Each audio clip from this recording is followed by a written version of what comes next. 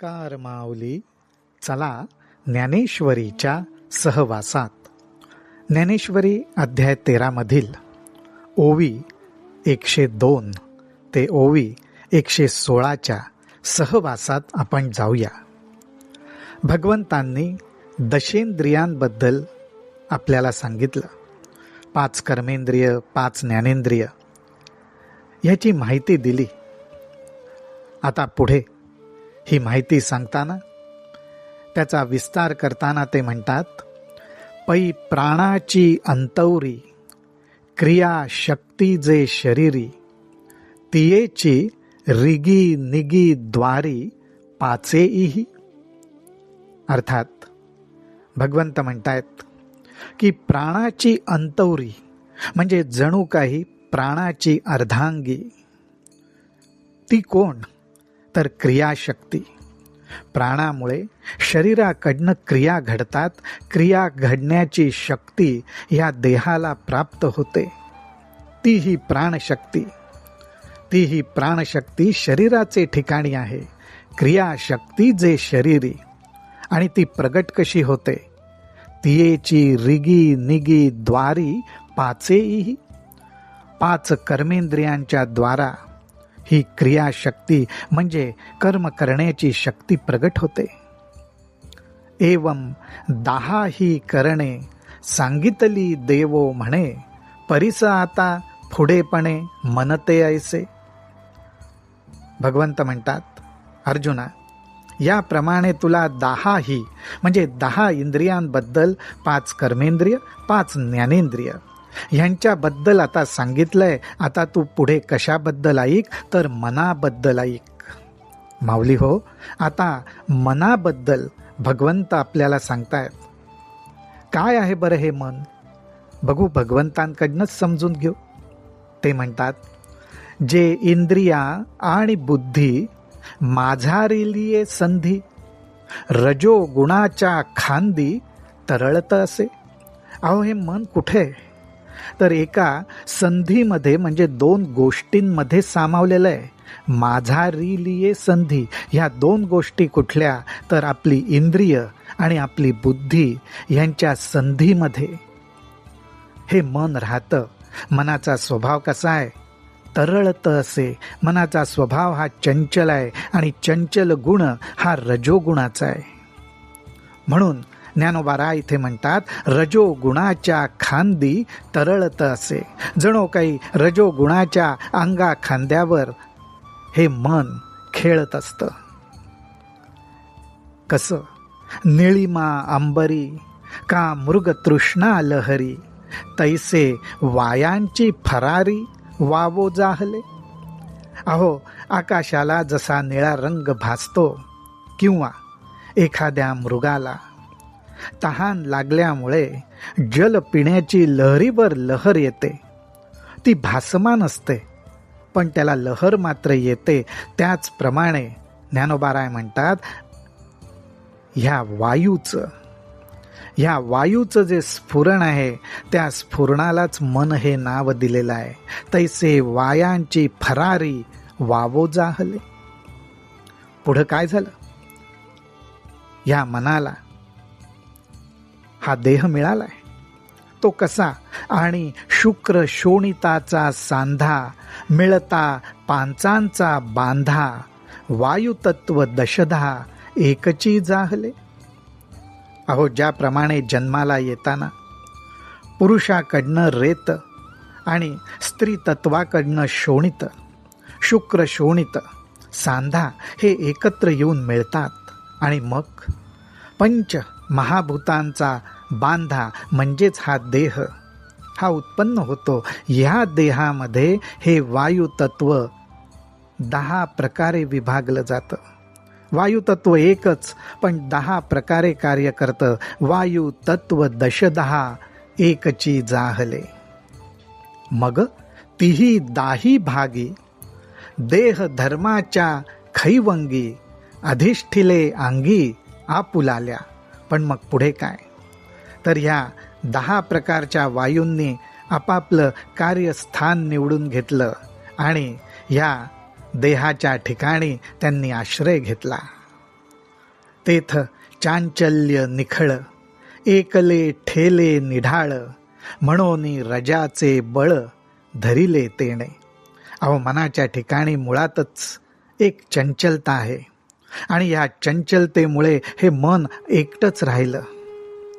एकले ठेले निढाळ, कारण त्या फक्त मनाकडेच चंचलता आहे आणि हा गुण रजोगुण आहे. त्यामुळे ह्या रजोगुणाच्या आधाराने, त्याच्या बळानेच ह्या देहाने ह्या मनाला धारण केलंय. ते बुद्धीसी बाहेरी, ते म्हणजे हे मन, बुद्धीसी बाहेरी, अहंकाराचिया उरावरी, ऐशा ठाई माझारी, बळी आवले. ह्या मनाला बळकटपणा आला. तो कशामुळे आला? तर ते बुद्धीसी बाहेरी. आज असं आहे की कल्पना केली, विचार केला की बुद्धीने जाणली जाऊ शकते, तो बुद्धीचा विषय होतो.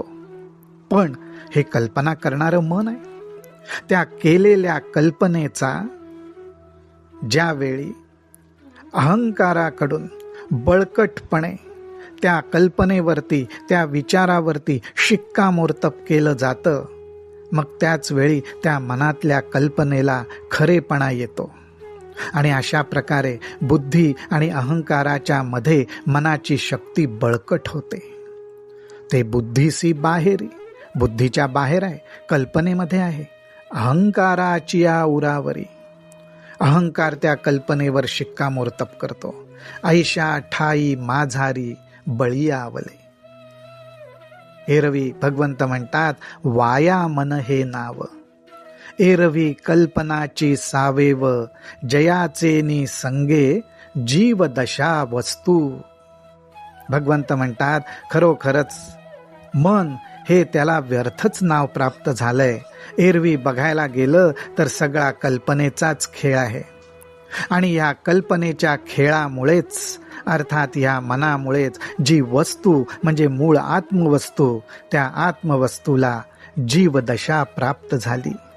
केवळ कल्पनेमुळे, कल्पनांनाच खरं मानल्यामुळे. जे प्रवृत्तीसी मूळ, जे प्रवृत्तीसी मूळ, कामा जयाचे बळ, जे अखंड सूये छळ, अहंकारासे. अहो, हे मन कसं आहे तर सारखं कर्म करण्याला प्रवृत्त करतं, स्वस्थ बसू देत नाही. त्याचबरोबर कामवासना अर्थात इच्छा, विषय हे बलवान करण्याची ताकद या मनामध्ये आहे.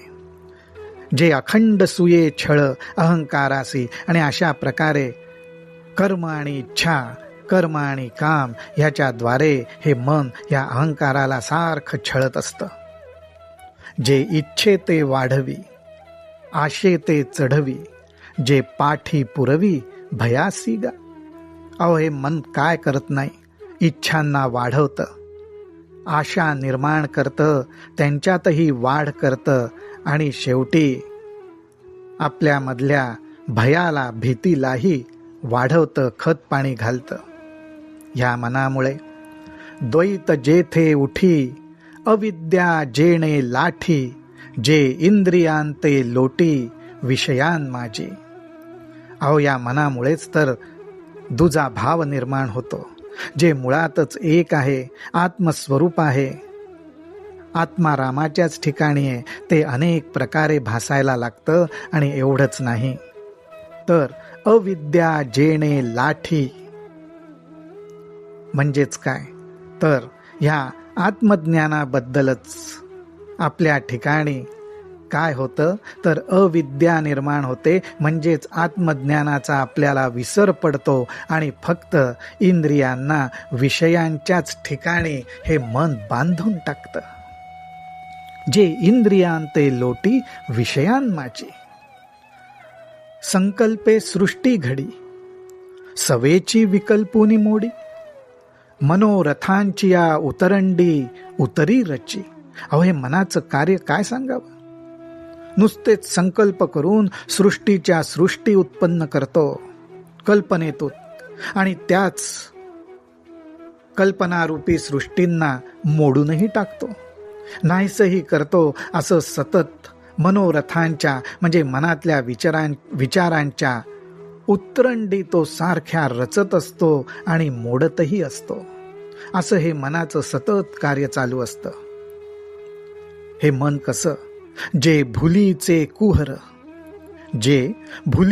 कुहर वायू तत्वाचे अंतर बुद्धीचे द्वार झाकविले जेणे.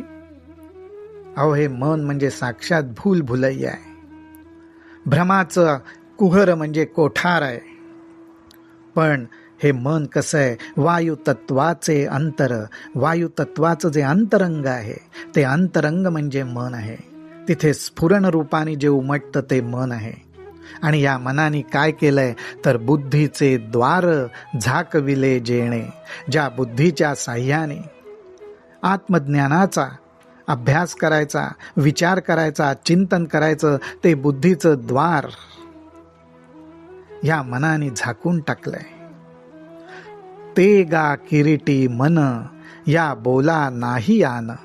भगवंत म्हणतात, ते गा किरीटी मन या बोला नाही आन आता विषयाभिधान भेदू ऐके. अर्जुना, हेच ते मन होय. ह्या म्हणण्याला काही खोटेपणा नाही. हे असं मनाचं स्वरूप आहे. आता हे मन ज्या विषयांमध्ये इंद्रियांना लोटतं ते विषय काय आहेत, त्या विषयांचे वेगवेगळे भेद म्हणजे प्रकार सांगतो, असं भगवंत आपल्याला सांगतायत. राम कृष्ण हरी, राम कृष्ण हरी, राम कृष्ण हरी.